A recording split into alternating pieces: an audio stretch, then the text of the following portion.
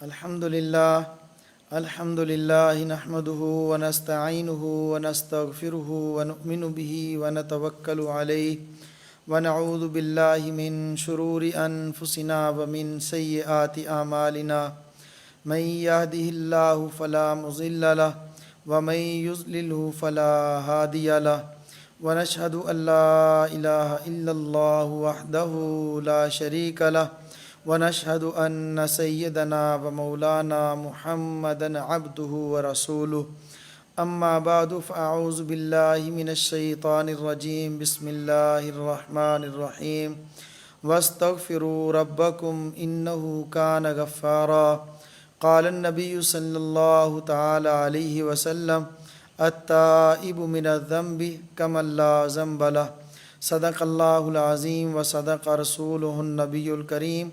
ونحن على ذلك لمن الشاهدين والشاكرين والحمد لله رب العالمين اللهم صل على سيدنا ومولانا محمد وعلى آله وأصحابه وبارك وسلم استغفر الله تعالى ربي من كل ذنب وأتوب إليه استغفر الله تعالى ربي من كل ذنب وأتوب إليه استغفر اللہ تعالی ربی من کل ذنب واتوب الیہ۔ اللہ جل جلالہ کی ذات کریم ہے اور اللہ رب العزت نے جو ہمیں نبی عطا فرمائے وہ بھی کریم ہے۔ اللہ رب العزت کا یہ کرم ہے کہ اللہ رب العزت نے ہم انسانوں کو اپنی بارگاہ میں قرب کے مختلف ذرائع عطا فرمائے ہیں، مختلف طریقے اللہ رب العزت نے ہمیں سلجھائے اور سمجھائے ہیں۔ نبی کریم صلی اللہ تعالیٰ علیہ وسلم کی یہ امت پر اللہ جل جلالہ کا یہ خصوصی فضل اور یہ خصوصی کرم ہے کہ اللہ رب العزت نے اس امت پر جو کرم فرمایا وہ یہ ہے کہ اگر کوئی گناہ کسی سے ہو گیا اور اس نے اپنے کیے ہوئے گناہ سے توبہ کر لی تو اللہ جل جلالہ اس گناہ کو معاف فرما دیتے ہیں۔ صرف گناہ کو معاف نہیں فرماتے بلکہ اللہ رب العزت اس کی معافی قبول فرماتے ہیں اور اس کے گناہ کو معاف فرماتے ہیں اور اس کے گناہوں کی جگہ پہ نیکیاں عطا فرماتے ہیں، اس کی سیئات کو حسنات میں تبدیل فرما دیتے ہیں۔ کوئی بھی ایسا شخص سوائے انبیاء کے بارے میں تو ہم سب کا عقیدہ ہے کہ وہ معصوم عن الخطا ہے۔ اللہ رب العزت نے کسی بھی نبی سے کوئی گناہ ہونے نہیں دیا اور صحابہ محفوظ ہیں، ان کے پلے میں اللہ نے گناہ رہنے نہیں دیا۔ اس کے بعد کوئی بھی شخص ایسا نہیں جو انسان ہو اور اس سے گناہ نہ ہوتا ہو یا گناہ نہ ہو سکتا ہو۔ انسان ہے، نیکی بھی کرتا ہے اور گناہ بھی اس سے ہو جاتا ہے یا گناہ کر لیتا ہے، لیکن اس کے پلڑے میں گناہ نہ رہے اور اس کے گناہ معاف ہو جائیں، اس کا طریقہ یہ ہے کہ وہ توبہ کر لے۔ توبہ یہ ہے کہ اپنے گناہوں پر اس کو ندامت ہو، شرمندگی ہو، اور اگر کوئی گناہ ہوا ہے اپنے اللہ کے حضور اللہ کے سامنے سر بسجود ہو جائے، اللہ کے سامنے گڑ گڑائے، روئے، اپنے پچھلے کیے ہوئے گناہوں پر ندامت ہو، شرمندگی ہو۔ نمبر 2، گناہوں کو چھوڑنے کا ارادہ کر لے کہ اللہ جو مجھ سے گناہ ہوا، جو خطا ہوئی وہ تو معاف فرما دے۔ اے اللہ مجھے نہیں کرنا چاہیے تھا، میں کر بیٹھا، میں نافرمانی کر بیٹھا ہوں، اے اللہ تو مجھے معاف فرما دے۔ اور اے اللہ میں تیرے سامنے یہ ارادہ کرتا ہوں کہ آئندہ میں گناہ نہیں کروں گا، گناہوں کو نہ کرنے کا ارادہ کر لے۔ اور نمبر 3، جو گناہ کر رہا ہے اس گناہ سے ہٹ جائے، جس گناہ میں مبتلا ہے اس گناہ سے دور ہو جائے، آئندہ نہ کرنے کا ارادہ ہو تو اس کو نام توبہ ہے، اس کا نام توبہ ہے۔ اللہ رب العزت ارشاد فرماتے ہیں توبوا الی اللہ توبۃ نصوحا، اللہ کی طرف پکی توبہ کر لو، پکی توبہ کر لو۔ انسان ہے، انسان گناہ کرتا ہے، توبہ کرتا ہے، توبہ کرنے کے بعد پھر گناہ کر لیتا ہے، پھر گناہ کر لیتا ہے۔ اب جب وہ گناہوں سے توبہ کرتا ہے تو شیطان اس کو ورغلاتا ہے، شیطان اس کو دھوکہ دیتا ہے، اور وہ کہتا ہے تو نے گناہ کیا تھا، توبہ کر لی، اب پھر تو اللہ کے پاس جائے گا، پھر تو اللہ کے پاس جائے گا۔ اور ایک جملہ مشہور ہے جو بہت سارے لوگوں کو اللہ کی طرف متوجہ نہیں ہونے دیتا۔ وہ جملہ کیا ہے؟ اگر کوئی آدمی گناہ کر کے توبہ کرنا چاہتا ہے، اللہ کی طرف رجوع کرنا چاہتا ہے، اللہ کی طرف دوڑنا چاہتا ہے، اللہ کے دربار میں حاضری دینا چاہتا ہے توبہ کے لیے، تو شیطان اس کو ایک جملہ پڑھاتا ہے، لو جی 100 چوہے کھا کے بلی حج کو گئی۔ یعنی اب 100 گناہ کر کے تو اب گناہوں کو مٹانے کے لیے، گناہوں کو بخشوانے کے لیے تم اللہ کے در پہ جا رہے ہو، تو انسان شیطان کے دھوکے میں آ کر اللہ کی ذات کو اپنے اوپر قیاس کر لیتا ہے، اور وہ سمجھتا ہے کہ جیسے مجھ سے کسی نے معافی مانگی، 1 مرتبہ میں معاف کر دوں گا، 2 بار معاف کر دوں گا، تیسری بار نہیں کرتا تو میرا اللہ بھی اسی طرح ہے، وہ گناہوں کو معاف نہیں کرتا۔ ایسی بات نہیں ہے، اللہ جل جلالہ غفور الرحیم ہے، اللہ رب العزت ماں سے زیادہ پیار کرنے والے ہیں، ایک ماں نہیں 70 ماؤں سے زیادہ پیار کرنے والے ہیں، یا ایک ماں سے 70 گنا زیادہ پیار اور محبت کرنے والے ہیں۔ میرا اللہ نہیں چاہتا کہ میرا بندہ جہنم والے اعمال کرے، میرا اللہ نہیں پسند کرتا کہ انسان شیطان کی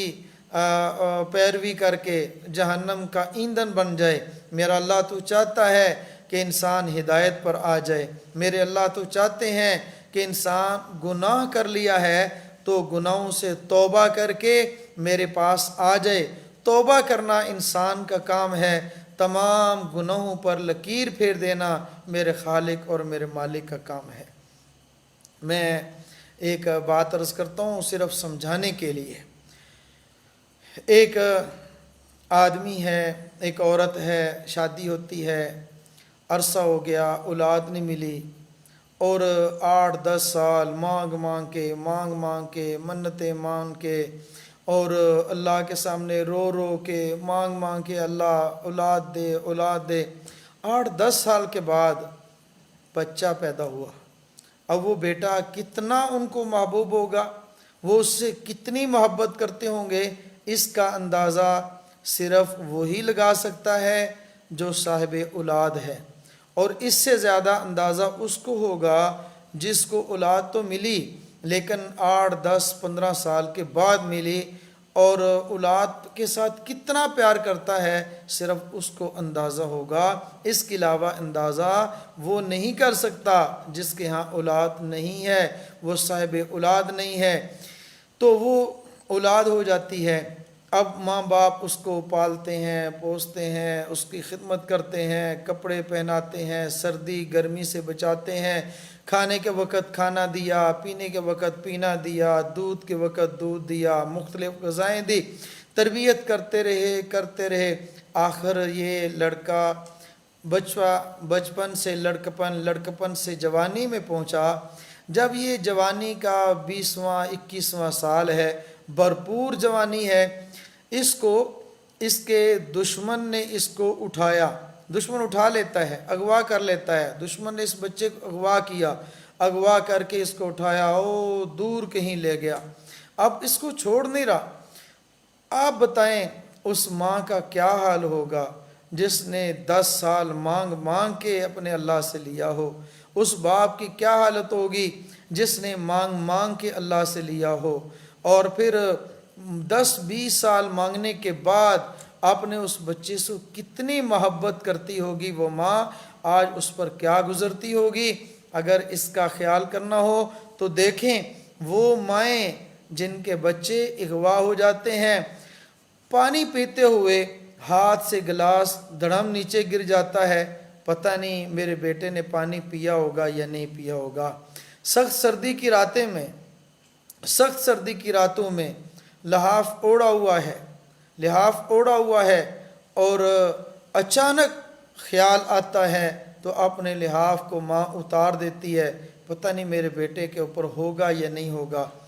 کھانا کھاتے ہوئے لقمہ ہاتھ سے گر جاتا ہے، ہاتھ لڑکھڑا جاتے ہیں، پتہ نہیں میرے بیٹے کو روٹی ملی ہوگی یا نہیں ہوگی، پتہ نہیں میرا بیٹا کس حال میں ہوگا، رات سردی میں ٹھٹھر رہا ہوگا، دن کو پتہ نہیں اس کا کیا حال ہوگا۔ اب ماں پریشان ہے،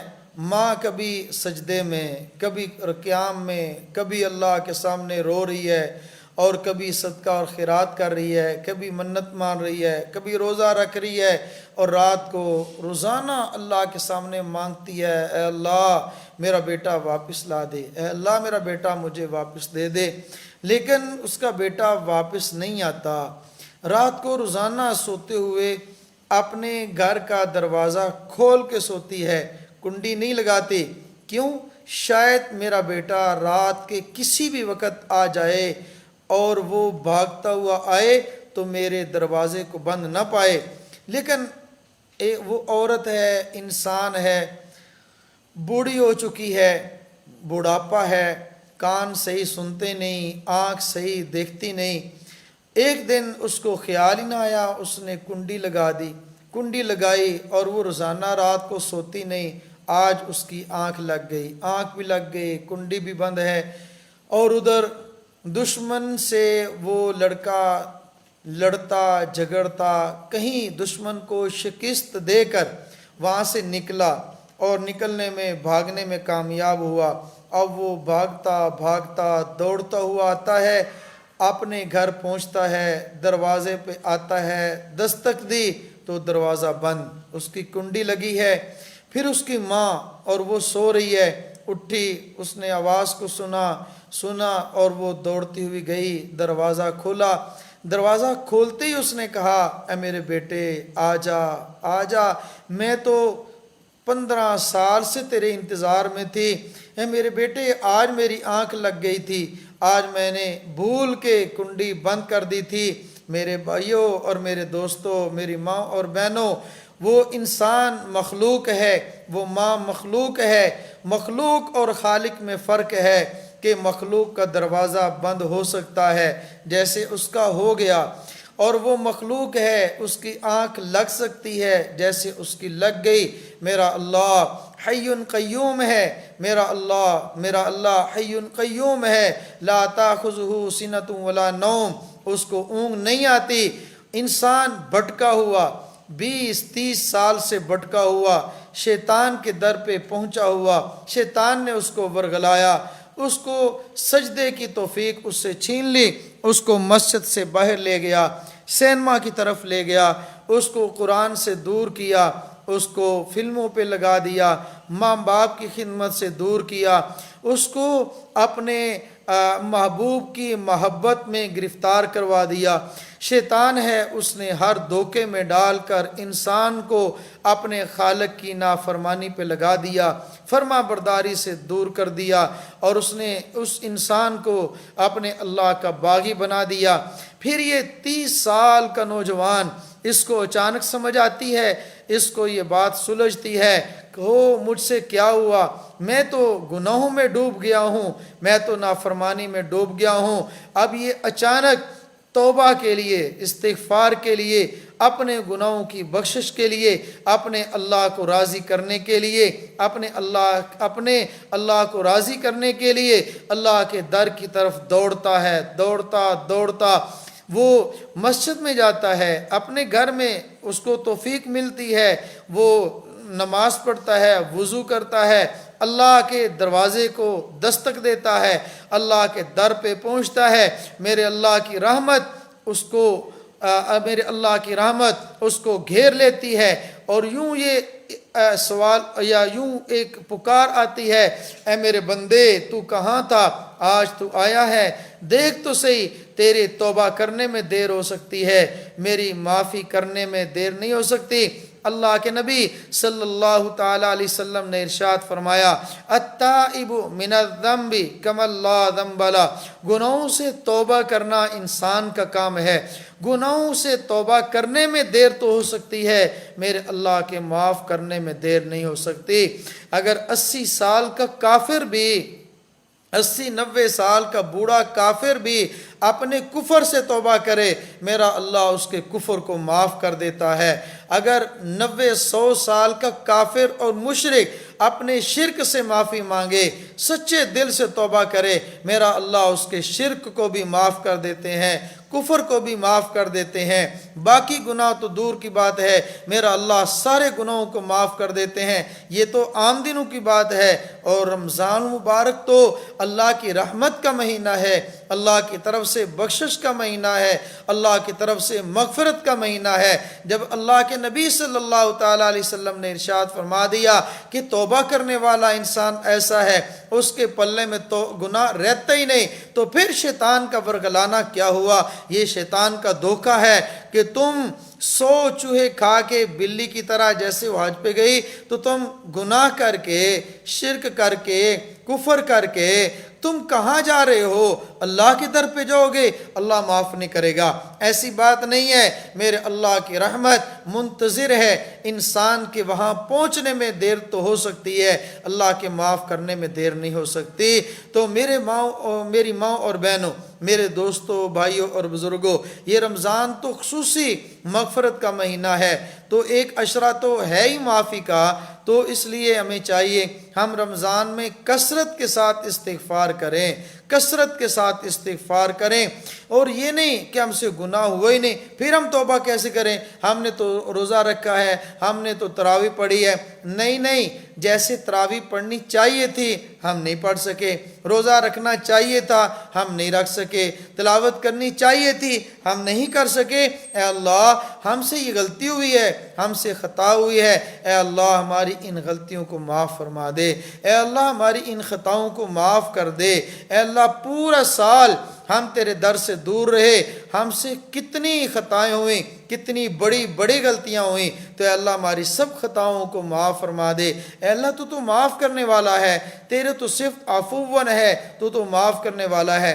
کثرت کے ساتھ استغفار کریں، اور استغفار کے اگر کلمات وہ جو نبی کریم صلی اللہ تعالیٰ علیہ وسلم سے منقول ہوں، وہ یاد ہوں تو وہ پڑھ لینے چاہیے۔ استغفر اللہ تعالی ربی من کل ذنب واتوب الیہ، استغفر اللہ الذی لا الہ الا هو الحی القیوم واتوب الیہ۔ اگر یہ نہیں ہے تو کم از کم استغفر اللہ، استغفر اللہ، استغفر اللہ کثرت کے ساتھ کم از کم ایک تسبیح روزانہ کی کر لینی چاہیے استغفار کی۔ یہ گناہوں کا اللہ رب العزت اس سے ازالہ فرما دیتے ہیں، گناہوں کو معاف فرما دیتے ہیں۔ اللہ مجھے بھی آپ کو بھی کثرت کے ساتھ استغفار کرنے کی توفیق عطا فرمائے۔ وآخر دعوانا ان الحمد للہ رب العالمین۔